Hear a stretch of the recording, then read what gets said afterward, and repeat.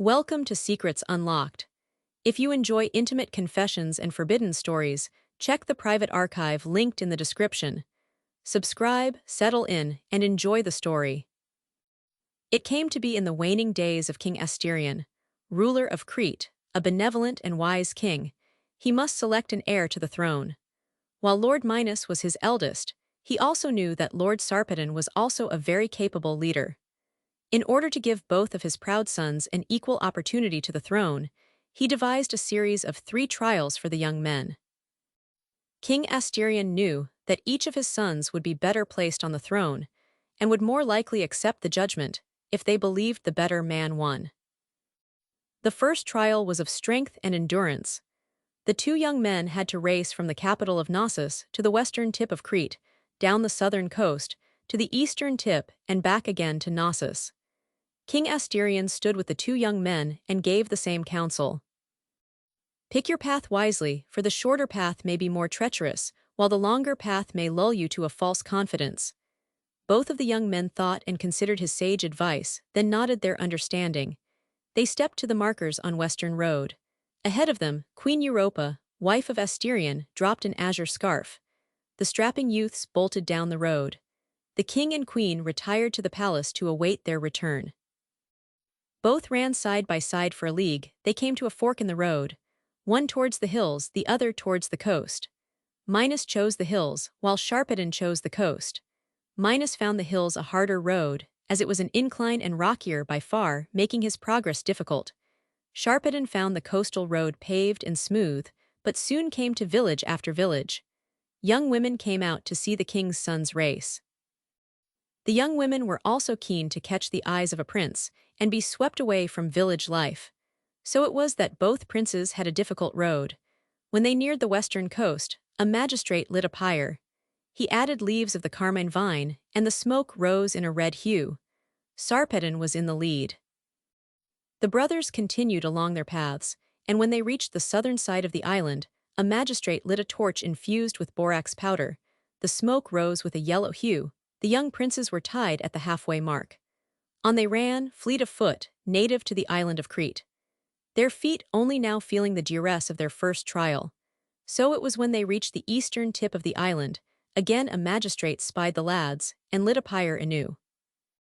He threw copper dust onto the flames, and the smoke rose in the winds carrying a blue hue. Minos was ahead of his brother.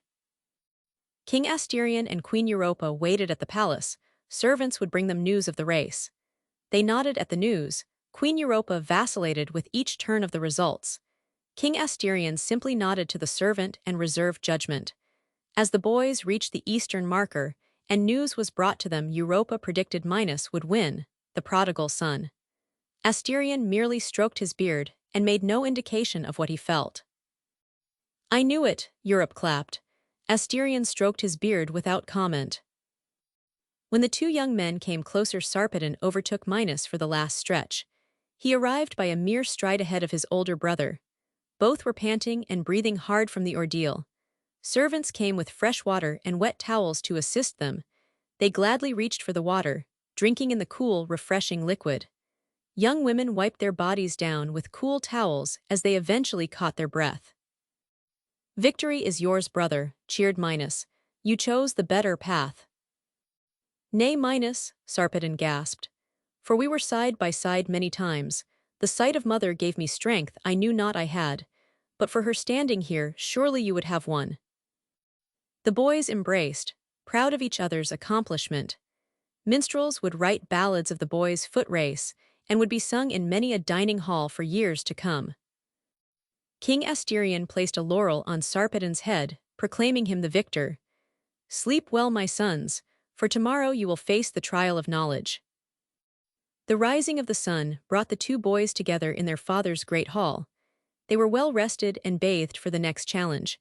In the hall were 5 philosophers that would test and judge the young learned men. The first part of the test was to choose a token. On a table were a variety of objects for the lads to choose from. "I chose this river stone, for it has been shaped by the river's water, yet it remains solid and strong," said Minos. "I choose this olive branch, for it nourishes our people and supports our village homes," said Sarpedon. The philosophers gathered and debated their choices. When they agreed, they declared Minos the winner of the first round. Next, each of them was questioned by a philosopher, starting with grammar, then followed by logic, which led to arithmetic and astronomy. Music was judged by their ability to play a lyre or sing a ballad. They finished with rhetoric.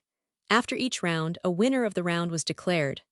Minos had won 3 rounds, just as Sarpedon had won 3. When it came to rhetoric, Minos was better spoken and more convincing in his arguments. Minos won the round, and therefore the challenge. "Well met, brother," said Sarpedon. "You are clearly wiser and more experienced than I." "Nay, Sarpedon," Minos countered, "you are equally well trained and educated. Were it not for father's guidance these past years, I surely would have been bested by you in rhetoric."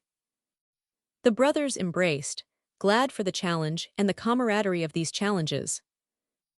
"Rest well, my sons, for tomorrow you face the final trial, the trial of the gods."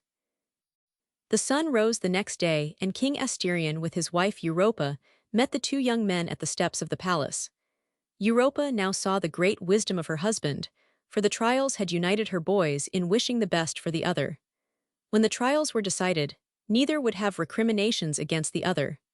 Moreover, the god would tip the scales in the final trial. "My good sons, it makes my heart proud to see such worthy men to assume the throne. Whoever the gods bless the greater today will become the next king of Crete.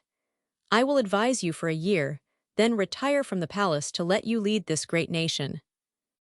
You must beseech a god of your choice, and should that god bestow a blessing, whichever is the greater blessing will be my heir," spoke Asterion. Both princes bowed to their mother and father, then left the palace. Minos went to the fields and gathered 100 bulls. He took them to the sea and sacrificed them to Poseidon, saying, "Great and honorable Poseidon, god of the seas and oceans, I sacrifice these 100 bulls in your honor so that you might bless me with a gift." Sarpedon climbed to the rocky tops of the highest promontory on the island. He caught 100 eagles and sacrificed them to Zeus, saying, "Great and honorable Zeus, god of the skies and father of the gods, I sacrifice these 100 eagles in your honor so that you might bless me with a gift." As the blood drained into the ocean, the waters frothed and boiled before Minos. Out of the water came a magnificent ivory bull, unlike the which had been seen before or after. The ocean winds carried a voice, and it whispered, "Take this bull, and sacrifice it to me if you should become King Minos, and your kingdom will be blessed with peace." As the blood drained upon the mountainous crags, the rocks and stones cracked and parted before Sarpedon. Out of the earth came a breathtaking golden ram, unlike the which had been seen before or after. The chill mountain air carried a voice, and it roared, "Take this ram, and sacrifice it to me if you should become King Sarpedon, and your kingdom will be blessed with conquest of your neighboring tribes." Both princes returned to the palace by nightfall. The palace steps were lit by torches, and the king and queen awaited their return. They both arrived at the same time, stepping forward with their gifts. The gathered audience of the royal house gasped collectively at the sight before them. Truly, the gods had blessed them both. "My sons, you have sought and gained the favor of the gods. Tell me which god has favored you and why." Sarpedon spoke first. "I sought the favor of Zeus, the father of the gods and the sky. I sacrificed 100 eagles. He will bless me with the conquest of neighboring tribes." Minos said, "I sought the favor of Poseidon, god of the seas and oceans. I sacrificed 100 bulls. He will bless me with peace for our nation." King Asterion rose and raised his hands to the skies. Hear me, the gods have spoken. Minos, you will be king, for it is far better to live in peace than it is to chain your neighbor to slavery." Minos was lifted by his amazing bull, and it roared in triumph. "And what of me, my father?" asked Sarpedon. "You have been truly blessed, my son. Go, and raise a flock of sheep with your golden ram. You will remain a general in the Cretan army, and become rich beyond others with your boon." Sarpedon would go on to become a master general, and his ram would produce the golden fleece, but that belongs to another tale. Minos stood before his father. I swear to Poseidon that in 1 year, when you retire, father, I will sacrifice this bull in your honor." In that year, Minos ruled well under the tutelage of his father. He would wed Pasiphae as his queen. But as time passed, Minos regretted his vow.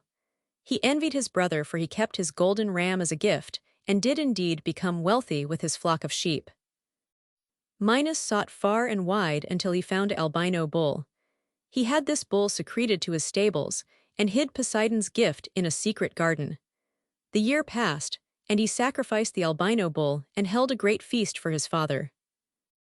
In the depths of the ocean, Poseidon brooded, for he was not fooled by the albino bull. He would bide his time. 1 year after King Asterion's retirement, King Minos was forced to go to war to protect his borders.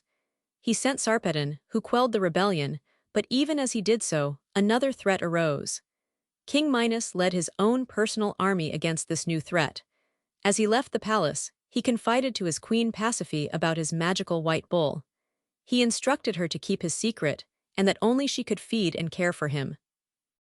Poseidon, deep in his watery depths, smiled as he knew his time had come. The first time Pasiphae saw the white bull, she was beside herself with wonder. It truly was a gift of the gods. It stood head and shoulders above a normal bull, and its mane had a golden hue. The stable was reinforced beyond that of a normal stable, for surely it could not contain him otherwise.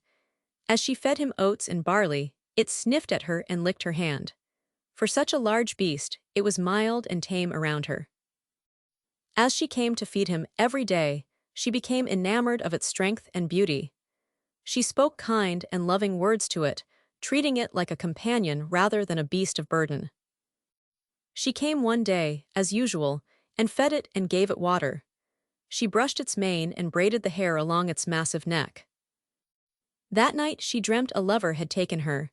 When she looked up to see who her lover was, the face of a godly white bull stood over her. She awoke, wet with sweat as the dream receded from her memory. She tried to sleep again, but it eluded her.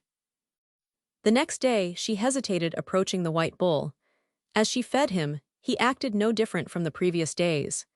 After brush his hair, she spoke to him as usual, but this time asked, "Did you send me that dream? Are you telling me something?" The bull snorted and dipped its head, seemingly in the affirmative. "What do you seek?" she asked, petting and scratching his head. In that moment, a strange boundary was crossed between them in the quiet of the stable, leaving her overwhelmed by an intense, unfamiliar experience. She took many breaths to calm herself, before kissing the bull between the eyes and walking away. That night, in her dream, she floated in a soft river of milk. She could feel its tender touch. She drank some, and it tasted like milk and honey. As she floated, she looked up and saw the milk was associated with the white bull. She woke up with a start. She was dismayed by her dream. So when she went to see the bull the next day, once again feeding him and giving him water, she asked, "What are you doing to me? Why are you sending me those dreams?" Seeking to understand the divine influence of the creature, she collected a small amount of the bull's essence in a bucket and returned to the palace. That night, she used it as a cosmetic balm. She didn't dream that night, but when she arose, all her handmaidens commented on how beautiful her skin was. They said she was radiant and glowed with a divine luster. Before going to feed the bull, she wrote a missive. She called for her best messenger and presented him with a sealed scroll. "Take this to the philosopher Daedalus. I summon him under the most discreet circumstances." She paid him in gold coins. After a month of travel, Daedalus arrived at the palace of Knossos to speak with the queen. The war still raged as Minos and Sarpedon fought against a worthy foe. When Daedalus entered the throne room, he asked, "How may I serve you, good Queen Pasiphae?" As he bowed. "They tell me you are the greatest craftsman of our age, nay the world." Feeling the tension build, thousands of more private stories are waiting in my exclusive archive. The link is in the channel description. Is this so? I have a reputation for solving problems others fail at. I have crafted many ingenious devices, it is true. Then attend to me in this matter. She signaled him to come closer. I am in need of a harness of sorts, and you will craft it for me, with the utmost discretion, she whispered. Of course, my lady, he bowed again. What is the nature of this harness, if I might ask? You will find out tomorrow. The next day, after swearing Daedalus to secrecy, the same Daedalus that would fashion wings for himself and his son, she walked him through the secret garden and showed him the godly bull. As he approached, the bull reared and snorted violently. She stepped before the bull and whispered sweet words to it, and it calmed immediately. Turning to the philosopher, she instructed him to build a harness so that the bull might bed her. Surely that is forbidden, my queen, Daedalus cringed. I have had visions, I believe sent by Poseidon. I must discover the extent of these visions, she explained. My queen, I simply cannot assist you with this. It would be blasphemy. I will pay you in more than gold, but you will do this. Very well, I should need a fortnight to complete this task. He measured the stables and drew the construction of it. He gave her a list of things he would need to create what she asked. That night, a boundary was crossed between the queen and Daedalus to secure his compliance, after which she dismissed him to his chambers, ensuring no lasting consequence from their encounter. Once the material were gathered, Daedalus created a leather harness that would allow her to recline, suspended under the bull. He also built a stand so the bull could stand its front feet higher by a foot. She paid him again that night with another encounter and gold. In the morning, Daedalus departed for his home. He muttered, "Nothing good will come from this." The next day she walked slowly to the stables, savoring every step. The bull heard her approach and snorted in recognition. She gave him his food and water, and as she brushed his mane, he nudged her. Yes, I think it's time as well. She led him to where the harness was. She had him stand on the mount, and then untied the harness so it was under him, then tied it up again.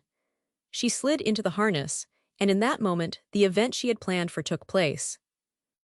It was an intense and physically overwhelming ordeal that tested her endurance to the limit. She bore the pain and waited for the event to conclude, feeling the profound physical impact of the union inside her. The bull stood still as she climbed out from the harness. Her legs were weak, but she managed to set the harness aside and take her bull back to the stable. That night, she dreamed of the bull once more. The next day, she returned to the stand and used the harness again. Day after day for weeks, she continued to return to the secret garden, despite the physical toll it took on her. Then word came that King Minos was returning. It was months before his ship landed in the bay. As soon as he stepped ashore, he sent for messengers from the palace. Word was his queen was secluded and would see no one but a few dedicated handmaidens. He hurried towards the queen's chamber. He found the doors barred. Still wearing armor and fully armed, he demanded the doors be opened. When they opened, 2 handmaidens looked downcast. "The queen is ill, my lord," they explained. "Leave us," he commanded. He entered her bedchamber. She was in bed, lying on her side behind a curtain of sheer fabric. He approached her, gently laying his hand on her shoulder. She turned her head to face him, tears springing out of her eyes. As she turned, he saw her swollen belly, several months pregnant. He fought back the anger and shame and asked her, "How?" She told him about the dreams and the bull. She pleaded with him that she was mesmerized by it, and she had visions. She couldn't control herself around the bull. "This is Poseidon's punishment for my failure to sacrifice the bull," he cried. "I had a vision at the war. It was Poseidon's voice when he gifted me the bull. Sacrifice it to me, and you will have peace." I came back because, no matter how brilliant my strategies, the enemy hounded us. No matter the tactical advantage, they seemed prepared and countered us. That's when I realized the gods were toying with us. That's when I remembered his words that day. I have come to slay the beast, to sacrifice the bull to Poseidon. She let out a heartrending cry, pulled from the bottom of her soul. When her crying subsided, she heard Minos soothing her. "We are but pawns to the gods. I believe Poseidon seduced you with the bull to make me suffer, to strike at all I love and hold dear. This must be done."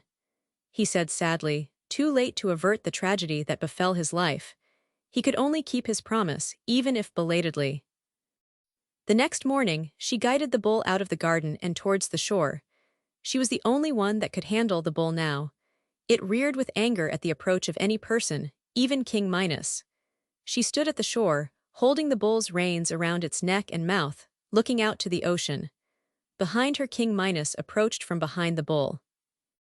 "I sacrifice your gift to you, Poseidon, god of oceans and seas. I beg you to keep your promise and bring my kingdom peace." He reached the bull as he finished.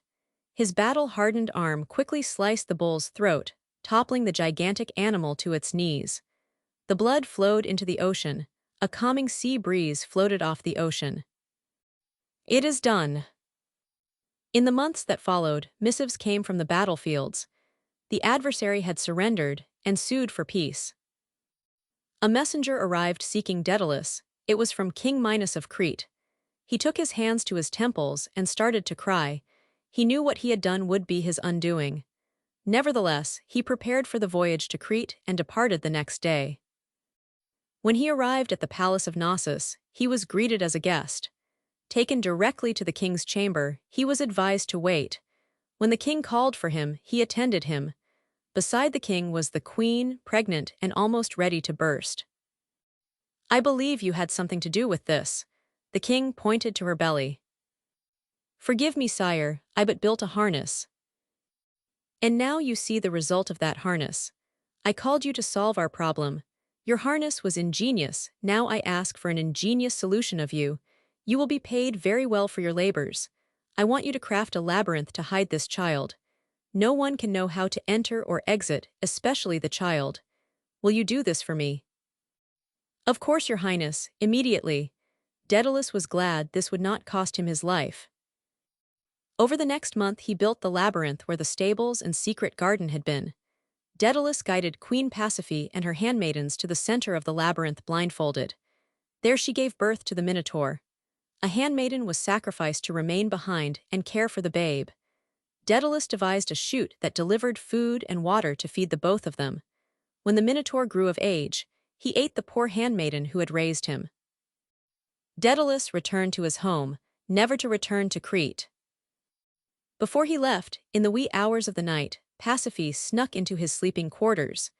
She paid him with gold for a copy of the labyrinth's design. Thereafter, she would visit her child in the middle of the night. Like the bull, his father, the Minotaur, would not harm her. Using a special rinse to ensure she never bore another child, she never gave birth again, not even for King Minos. However, word of her secret nighttime visits to the labyrinth eventually reached King Minos. King Minos wrote far and wide, asking the kings of all Greece if they knew a champion, a hero that might rid him of this monster, to rid him of Poseidon's gift. But that is a tale for another to tell. I hope you enjoyed this story. More intimate confessions are waiting in the private archive linked in the description. Subscribe for the next story.